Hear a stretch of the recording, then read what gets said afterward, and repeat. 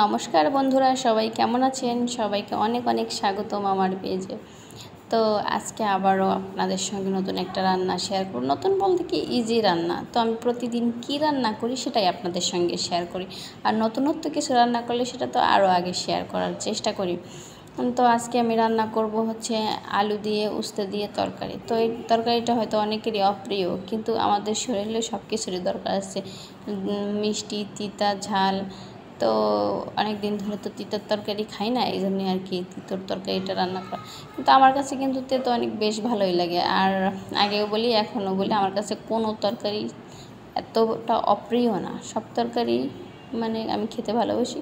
হয়তো দুই একটা তরকারি আছে যেটা আমার খেতে ইচ্ছা করে না, কিন্তু তাই বলে যে একেবারে অপ্রিয় তা কিন্তু না। তো যাই হোক, আমি আজকে করলার হচ্ছে আলু দিয়ে তরকারি রান্না করব। তো প্রথমে আলুটা আমি ভেজে নিয়ে একবারে ফোড়ন দিয়ে রান্নাটা আমি সেরে নেব। আর আগে যাই হোক কম বেশি আমার ভিডিও তেমন কেউ দেখতো না, কম ভিউ হতো। এখন মোটামুটি মানে আগের থেকে একটু বেশি ভিউ হয়, মানে যে খুব যে অনেক বেশি তা কিন্তু না। মানে যেখানে একটা ভিউ হয়তো সেখানে ধরেন 2টা ভিউ হয়, এটাই তো আমার কাছে অনেক বেশি পাওয়া। আর আপনারা যদি ভালোবেসে একটু কমেন্ট করেন, সেটা আমার কাছে তার থেকে আরও বেশি অনেক পাওয়া। তো আপনারা যে যেখান থেকে আমার ভিডিওটা দেখছেন সবাই কিন্তু কমেন্টে বলবেন, আর এই তরকারিটা খেতে কে কে পছন্দ করেন সেটাও কিন্তু বলবেন। আর সুন্দর সুন্দর কমেন্ট করবেন। ভালো লাগে আপনাদের কমেন্ট পড়তে, আমার উত্তর দিতে।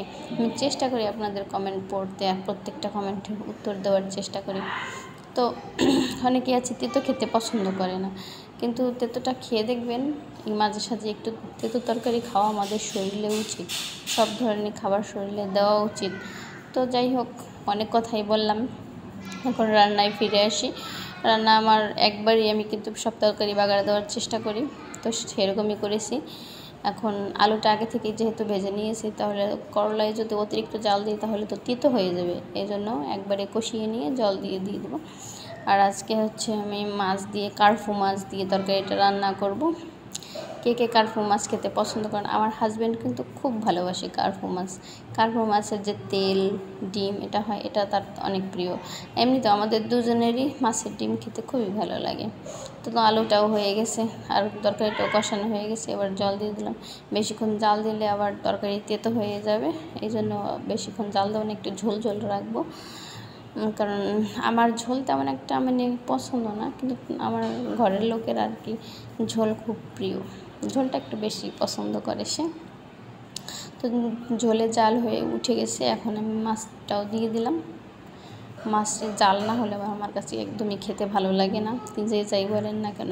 মাছের যেমন ভাজাও হওয়া লাগবে, তেমনি মাছের জালও হওয়া লাগবে, তাহলে তরকারিটা না পারফেক্ট হবে, তাই না?